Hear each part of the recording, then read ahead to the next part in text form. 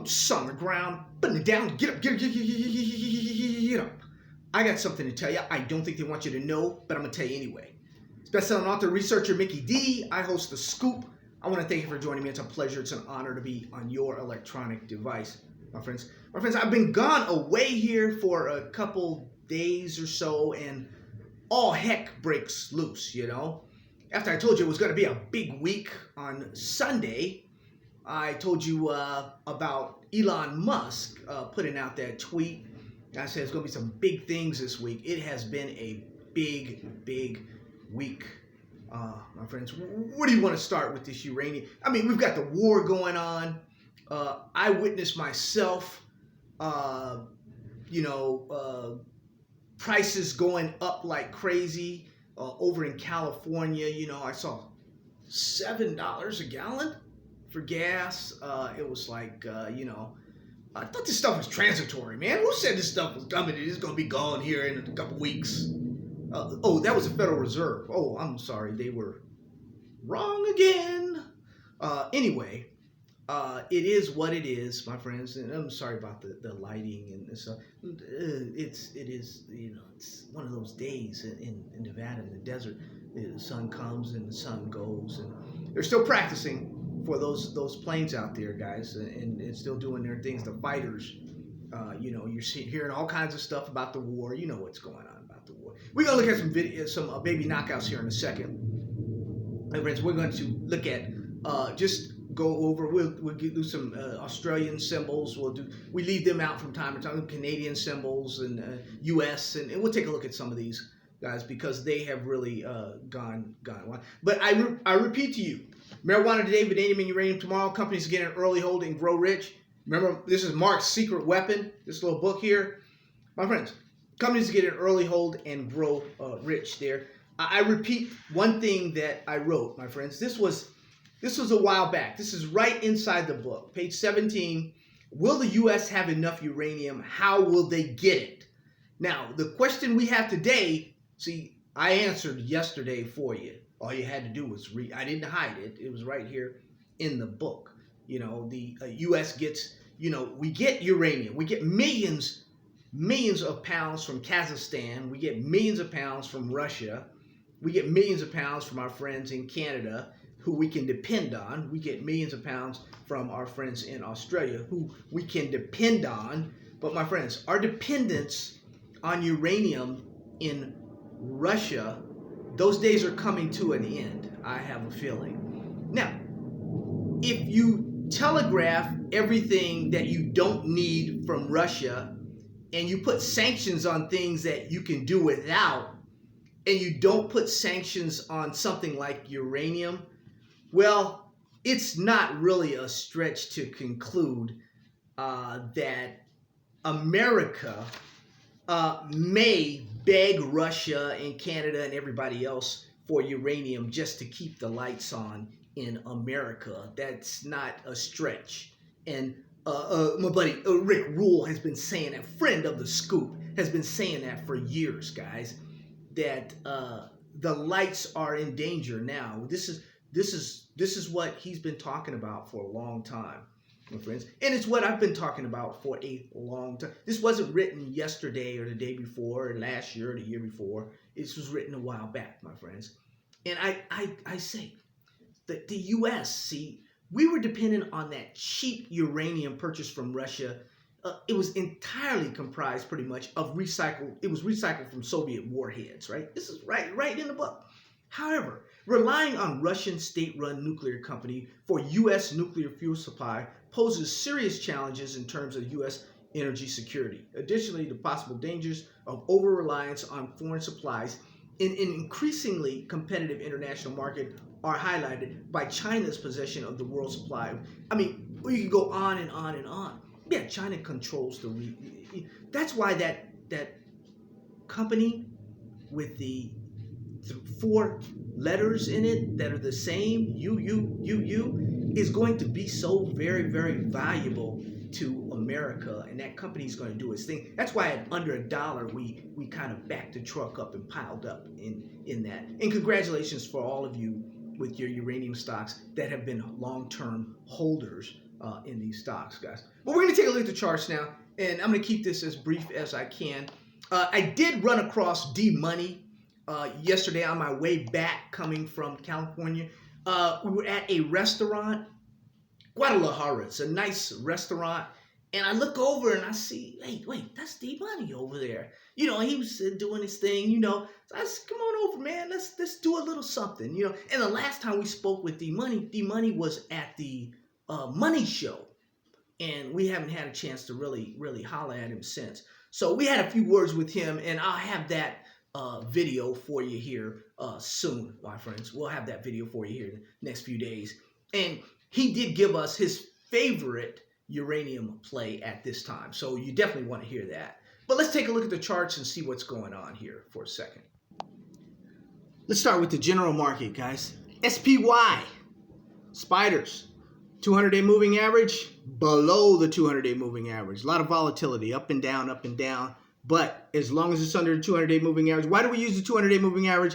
Because, my friends, the professionals, the money managers use the 200-day moving average. And when stocks are above the 200-day moving average, there's more of a buy effect. When they're below the 200-day moving average, there's more of a sell effect. And it's just a barometer. It's not the, the be-all indicator all. I mean, I could load this thing up with all kinds of indicators in there, because that's in a way I could load it up with my friend John Bollinger's Bollinger Bands.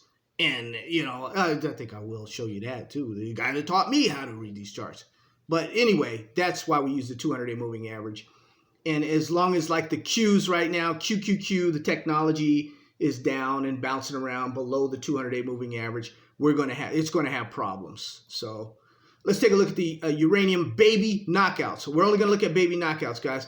Paladin, look at Paladin. And we'll, you know what? Let's go down under.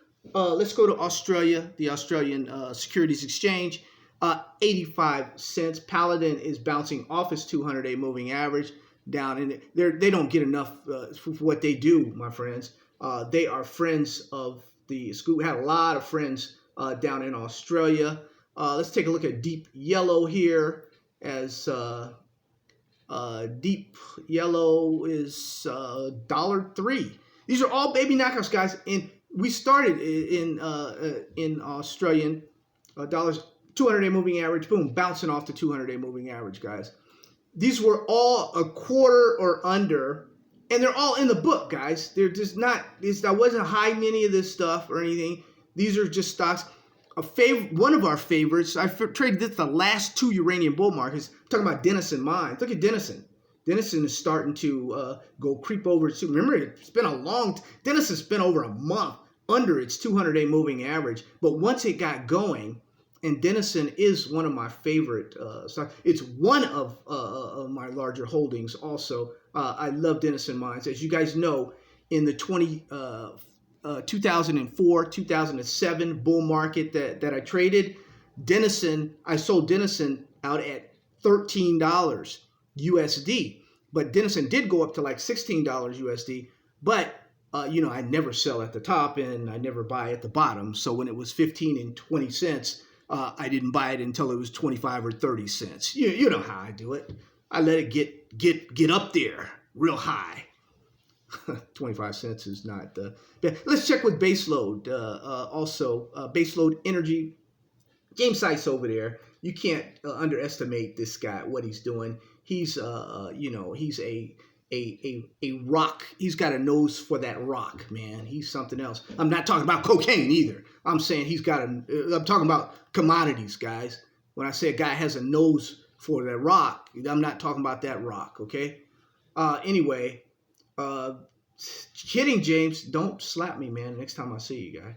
200-day moving average. Base load is going to do its thing because they're going to be finding everything, my friends. 89 cents Canadian here. Base load is a favorite, and we'll see if D-Money likes base load. That was one of his. He was hooping and hollering about base load. UEC, Uranium Energy Corp. Guys, 200-day move. It was under its 200-day moving average. Once it got started, it's back in the feeling. I like UEC. I like UEC a lot. I liked it a lot that when it was 30, 25, 30, 35 cents, I loaded up on it. So it's $5.26 now, 26 cents now USD. Another baby knockout winner. I don't know. You may think these are losers, because you've held them for doing 3 and 4 years and 5 years. So I don't know. But UR Energy, I can recall just a couple weeks ago, a few days ago, he's Jeff Glinda. You said, what's going on, Jeff? Somebody called Jeff. I don't know. He must have got the call, because look at this thing. From the time we said put in a call to Jeff Glinda, CEO over there, look at this thing. Wow. It was like $1.05, $1.10 or something. It's $1.85 now. The Joker's really pepped up on us, I guess CEO must know what he's doing there, Anyway, Global Atomic, $4.90 Canadian. Global Atomic, it's using its 200-day moving average as support, and it's hauling, it's kicking butt, it's doing what it's supposed to be doing. We think that in our African uranium super trade stocks, we believe that Global Atomic will be the winner, or one of the winners. They're all going to be winners in our African uranium super trade, but we believe Global Atomic will be one of the winners. And at 35, 45, 55 cents or so a couple years ago when we got it and piled in on it, we guys, I've been this route before, so I knew you had to pick up these stocks really, really low. And even we've really been below our 200-day moving average with Western Uranium and Vanadium. And I guess George got a call too. George Glacier over there, friend of the scoop.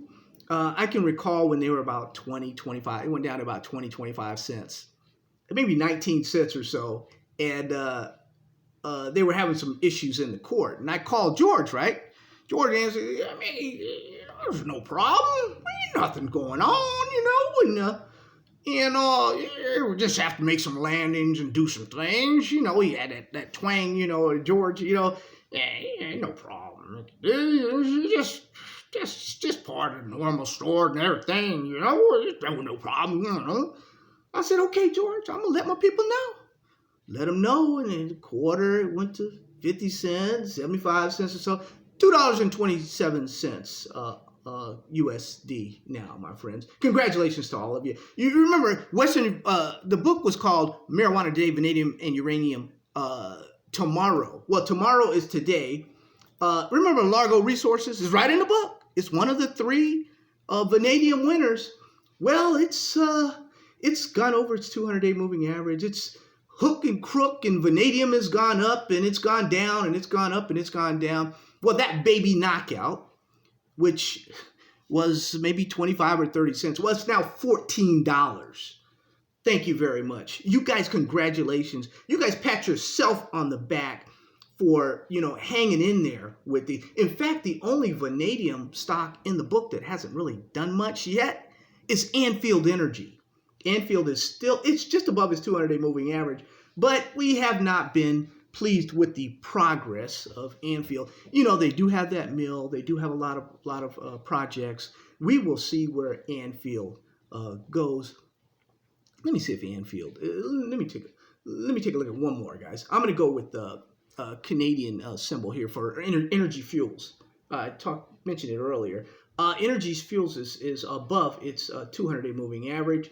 And it's going. You see, I've added John Bollinger's Bollinger Bands in there to see if some of these pop. You see how they pop out of the Bollinger Bands and then they come back down to the median there and pop out and go back up when they're in a really, really good bull market like that. $12.73. This is one that we got under $1, guys. This is actually full disclosure. This is my largest holdings, and I will be holding more. And if it gets up to another $1 or so, yes, I will be selling some. Don't get mad at me, because I can't have one stock that's almost 20% of my portfolio. I can, but I'm not going to. And I sell early and I sell often. That's what I do when these stocks go up to their 52-week highs. They go up to yearly highs, multi-year highs. Some of these stocks are going to be going way, way up. Guys, you take a company like a Paladin away, it's going to go. This stock is going to go up and it's going to be at its yearly highs when it gets to over $1 USD. It's 85 cents now. These companies are very promising baby knockouts, guys, that we got really, really early. Deep Yellow. You look at the videos, guys. We're doing the same thing we did with uranium. We're doing that now with vanadium, because a lot of these stocks now are 25 cents, 30 cents, 40 cents, and they already have finds and they're already getting ready to get in production. Companies like baseload. We expect baseload to really, really rocket here. 90 cents Canadian right now. We expect baseload to go. Just James, that's a bad boy. James is a bad boy. So watch out for them. And Global Atomic, also our African uranium super trade, guys. We are in great, great shape, guys.